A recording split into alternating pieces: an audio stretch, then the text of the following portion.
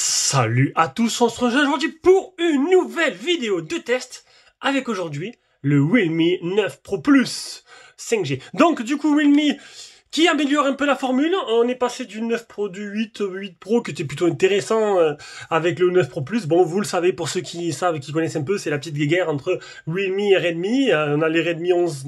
Alors, un Redmi Note 11 5G, alors il y en a eu 4. Il y a eu 4 modèles Redmi. Alors on est un peu perdu. Voilà, donc c'est le concurrent du Redmi Note 11 Pro 5G. Voilà, vous aurez compris. Donc 4 modèles chez Redmi. Pour l'instant, alors il n'y a que celui-là que je connais, le Pro Plus. Il y a un Pro normal, je crois, qui va sortir aussi pour l'instant. Et le Realme 9. Il y aura le Realme 9, un Realme 9 Pro, Realme 9 Pro Plus. On a le haut de gamme. C'est un smartphone qui, en France, sera vendu. Alors, il sort le 23. Pour l'instant, les tarifs qu'il y a sur les autres pays, Amazon, Italie, tout, 350 €. Donc, il sera entre 300 et 350, je pense, en France. Et on va en faire de suite ce test. Alors déjà, si tu aimes nos vidéos, tu veux toujours en voir plus, ben, tu fais un petit don sur Tipeee ou le bouton rouge. Non, ça c'est non, non, tu t'abonnes. Après, si tu veux vraiment nous soutenir un peu plus, tu nous fais un petit don sur Tipeee ou avec le bouton rejoindre de YouTube. Tu auras des avantages comme les autres n'ont pas, comme dans la liste des produits en avance, etc., les vidéos en avance, etc., etc., etc. Tu regarderas, il y a tout qui est noté dans la description de chaque vidéo. Du coup, allez, trêve de bavardage, on commence directement en vif du sujet avec les caractéristiques. 73,3 de large, 160,2 de haut sur 8 mm d'épaisseur pour un poids de 182 grammes. On profite d'une très bonne prise en main, il est léger, il est fin, et on reste dans la continuité dans l'amélioration des modèles précédents. Donc les bordures, c'est pas non plus des plus fins, hein. Franchement, à ce tarif-là, j'aurais préféré des trucs un peu plus, un téléphone un peu plus joli. On a quand même un menton qui est assez épais en haut, les bordures sur le côté et en haut, bon, assez épais en bas. C'est sûr que je confonds les deux, on est mal barré. Il existe en 3 couleurs, en noir, en bleu ou en vert. 84% ce que prend l'écran par rapport à la surface totale du téléphone, elle est sur du Super AMOLED avec capteur sous l'écran, donc ça c'est plutôt pas mal. Définition 2400 x 1080, donc du Full HD+, et un écran qui monte jusqu'à 90 Hz. Si je dis pas de bêtises, le Realme 8 avait déjà de l'AMOLED, mais était bloqué à 60 Hz. Là, on monte un peu en gamme. Super AMOLED 90 Hz, c'est plutôt pas mal. La luminosité, c'est du 430 CD, et il est protégé par un Gorilla Glass 5. Alors on fait le tour du téléphone, en dessous on a quoi? On a le type C, on a le haut-parleur, oh, double haut-parleur stéréo avec certification Dolby Atmos, c'est plutôt pas mal. On a Monsieur Jack, le port Jack n'a pas été sacrifié pourtant, donc pas besoin d'adaptateur. Pour ceux qui veulent à tout prix un casque filaire, il y aura le port Jack. Dans le tiroir SIM, qu'est-ce qu'on va y retrouver? Attention, attention, mystère, mystère, et non, double nano SIM. Mais là, c'est surprenant, parce qu'ils ont fait le choix d'avoir seulement 2 nano SIM. Donc, comme les modèles haut de gamme de la marque ou de toutes les marques, on n'aura pas la possibilité de mettre une carte SD. Donc, c'est un peu dommage. Parce que d'habitude, tu as ou SIM ou carte SD, ou 2 SIM. Là, c'est 2 SIM seulement et pas d'emplacement carte SD. Le choix est un peu préjudicieux, je trouve. Du coup, ça t'oblige, si ça suffit pas à 128, parce qu'il existe en deux versions, en 628 et 256, ça t'oblige à prendre le modèle au-dessus, et ça, c'est un peu dommage. Sur le côté droit, tu auras, bon, côté gauche, on y était, donc, volume plus, moins plus, tu auras le tiroir SIM. Côté droit, on aura le bouton power, et le tout se fera avec le capteur, le déverrouillage, un capteur sous l'écran. Capteur sous l'écran qui marche plutôt pas mal. Alors, tu fais double tap pour la reco faciale, ou sinon, tu bouges un peu, tu as le logo du capteur qui apparaît, tac, ça marche plutôt bien. La reco faciale, vous l'avez vu, correctement, voilà. Très rapide. Et ça, c'est plutôt bien. Donc, Realme, pour ceux qui savent pas, c'est une sous-marque de Oppo, il y a OnePlus aussi qui appartient à Oppo là, donc on retrouve Realme 8, mais on y reviendra plus tard. Au niveau des objectifs photo, donc on a un principal de 16 mégapixels à l'avant, un mix 471 avec une reconnaissance faciale, vous avez pu voir tout à l'heure. On a à l'arrière une coque qui est simplement magnifique. Alors je sais pas si vous voyez très bien. Il y a les petits pailles, un petit peu pailletés. Voilà, un petit peu pailleté, c'est plutôt joli. Le bloc photo plutôt sympa. Franchement, l'ensemble plutôt bien travaillé. Bon, on reste dans le design classique des Realme, j'ai envie de dire, hein, même s'il améliore au fur du temps. On a un principal de 50 mégapixels et attendez-moi, c'est... Pourquoi on m'attendait moi? Bon, vous avez compris. 50 mégapixels, un IMX 766. Et oui, donc c'est le capteur photo qu'on trouvera dans le Mi 12. le Xiaomi 12 qui va sortir prochainement. On a eu ça dans le X3 Pro, on a eu ça dans le X3 Neo. En fait, c'est le capteur de l'année dernière qui était dans tous les hauts de gamme. Dans beaucoup de haut de gamme en fait, voilà, tout simplement, donc c'est plutôt pas mal. Un 8 mégapixels grand angle, un IMX 355, un 2 mégapixels pour un macro 4 cm, un Galaxy Core. Voilà pour la partie photo, partie de processeur, on a un Dimensity 920 de chez Mediatek avec un Mali G68 pour la partie graphique. 4500 c'est la batterie, charge rapide 60 watts, ça c'est plutôt bien, donc on se rapproche des 65 watts des modèles plus haut de gamme de chez Oppo et de chez Realme, un Wi-Fi 6, Bluetooth 5.2, Full 4G, Full 5G. On passe à l'écran, donc un écran Super AMOLED avec toutes les caractéristiques qui va avec, donc des noirs profonds, des écrans tout simplement superbes, un écran avec une bonne luminosité, donc j'ai pas l'indice de luminosité max, j'ai que l'indice de 430 CD qui est donné, c'est un peu dommage. Donc, un écran plutôt agréable à utiliser, super agréable, 10 touches, voilà, l'écran il n'y a rien à dire, on est sur quelque chose de plutôt très intéressant pour ce tarif-là. Partie logicielle, on est sur une Realme 8 en version 3.0, la dernière version de chez Realme, donc c'est un peu une copie de ColorOS avec des petits ajouts bienvenus, d'autres choses qui manquent, donc ça, bon, voilà, on va pas chipoter là-dessus. On y retrouvera bien sûr le petit volet sur le côté avec vos informations principales. Le tiroir d'application, ça c'est moi qui l'ai mis. Une fluidité exemplaire, aucun ralentissement subi, ça c'est plutôt pas mal. L'optimisation est plutôt bonne. Et voilà, donc après Realme 8, bon c'est plutôt simple, c'est pas la plus belle, la plus ergonomique. Enfin si c'est ergonomique, mais c'est pas la plus jolie niveau design de ce qui peut se faire en surcouche. Mais l'essentiel est là. On passe capture d'écran 490 179, un très bon toutou hein, au vu du placement tarifaire de ce téléphone, même si bon à ce tarif-là, tu peux avoir des modèles avec des processeurs plus puissants, les 870 ou les 888. Non, les 888, tu peux t'approcher de ça si tu arrives à bien chercher. Voilà. Bon là, test de chauffe, on est sur du même pas 30 degrés, donc c'est plutôt intéressant, le processeur ne chauffe pas trop, on est sur 10 touches pour l'écran, le Geekbench le premier, le Geekbench le deuxième, le PC Mark, il est bien certifié L1, vous aurez bien la HD sur l'application de streaming, une suite logicielle de nettoyage, etc. de sécurité, il n'est pas infecté par un malware, on aura les appels Wi-Fi, les appels 4G, j'ai une puce orange à l'intérieur, voilà, pour ceux qui posent les questions. NFC, un petit endroit personnalisation où tu peux personnaliser bien en profondeur la surcouche, c'est un peu l'avantage cette surcouche. Le double tap pour l'éveiller et pour l'éteindre, donc double tap plus recours facial, ça te permet de ne pas utiliser les boutons. Un mode d'écran des couleurs, le réglage du mode sombre, par contre on peut pas forcer des applications qui ne sont pas compatibles, ça c'est plutôt dommage. Fréquence d'écran, c'est ou 60 ou 90 ou automatique. C'est toi qui choisiras ce que tu voudras. Affichage de l'écran, si tu veux cacher l'encoche en haut et les applications plein écran en bas. Le retour haptique, donc ça c'est plutôt pas mal. Tu cliques sur cette vidéo là. Ah non mais c'est une capture d'écran.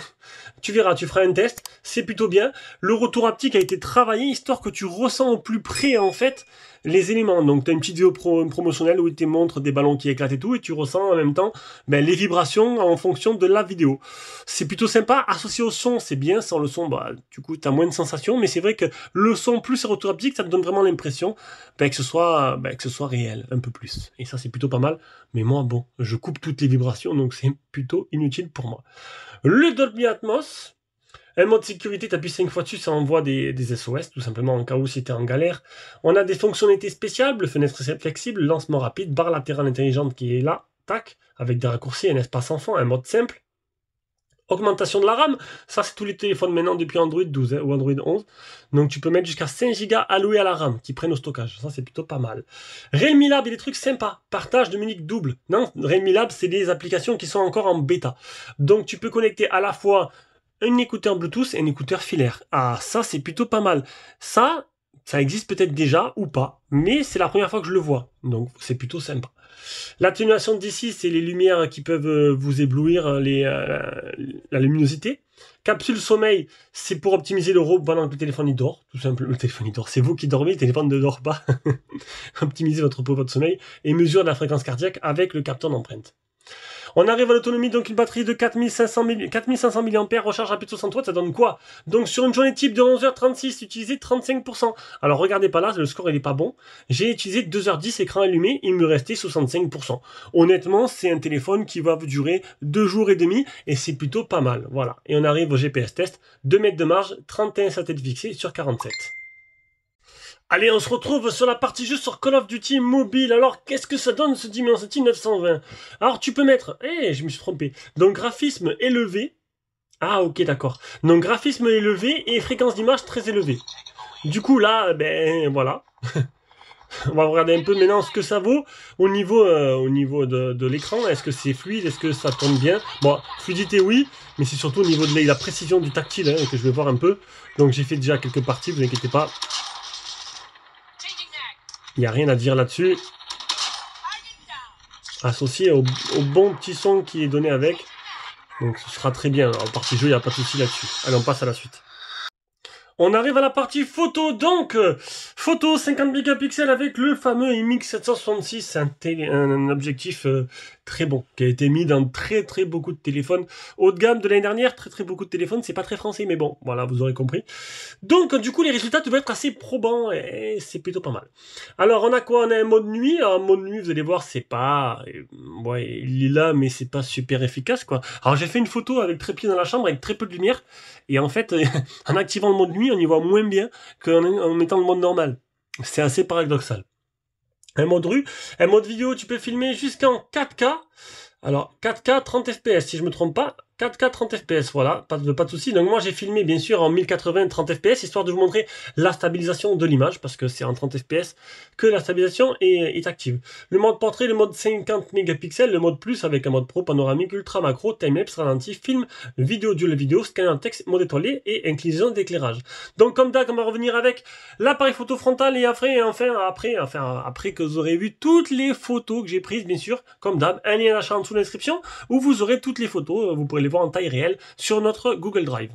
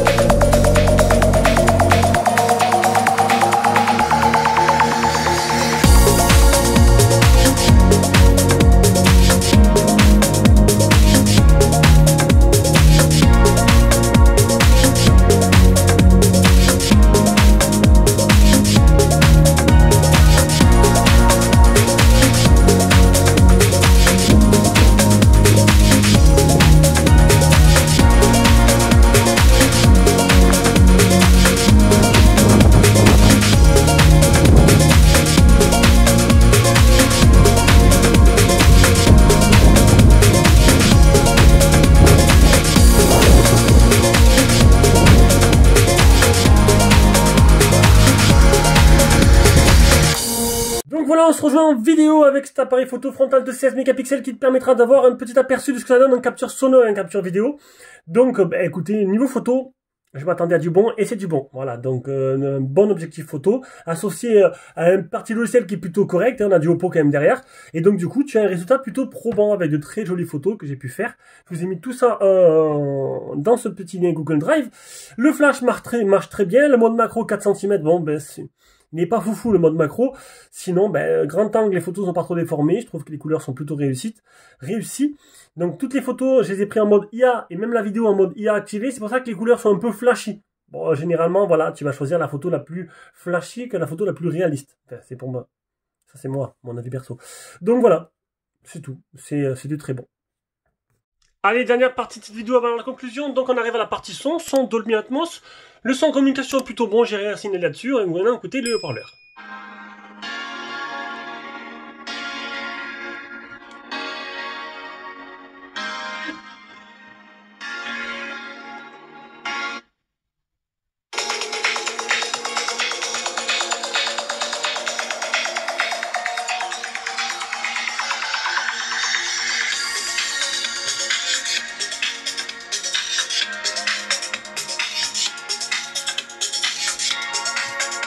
Rien à dire, très très bon haut-parleur, de bonne qualité, c'est pas non plus la folie, mais franchement il fait très bien son boulot. On arrive à la conclusion de cette vidéo. Allez, que penser de ce Realme 9 Pro Plus? Écoutez, pour l'instant, je trouve que il est plutôt pas mal. Pourquoi pour l'instant? Non, il est bien, voilà. Un design plutôt... Bon, il reste dans la gamme des Realme, hein. On prend les mêmes, on recommence. J'aurais aimé un menton un peu plus fin quand même niveau design, là franchement, voilà quoi. À ce tarif-là, on a quand même des designs un peu plus réussis. Ça reste le même design basique de Realme, mais donc l'arrière plutôt joli, l'avant, les bordures. Sinon, un super AMOLED 90 Hz comme écran, c'est plutôt bien. Le processeur, il est bien puissant, il chauffe pas trop. Il a de bonnes performances en jeu. Niveau photo, c'est plutôt bien, hein, l'apport du 766. Je le savais avant même, quand j'ai vu ça, je me suis dit ça va être plutôt pas mal niveau photo. Donc, un très bon objectif photo. L'autonomie, 2 jours et demi suivant l'utilisation que j'ai eue, hein, en moyenne avec ce que j'ai eu comme utilisation. Donc 2 jours et demi, c'est plutôt pas mal. Non, franchement, un téléphone complet et complet tout simplement. Et ça, c'est plutôt bien. Voilà, il y a pas trop de... J'ai pas trouvé vraiment de gros défauts, mis à part ce menton en bas. Sinon, voilà. Sinon, j'ai plutôt bien aimé. Allez, sur ce, je vous fais de gros bisous et on se rejoint pour une prochaine vidéo.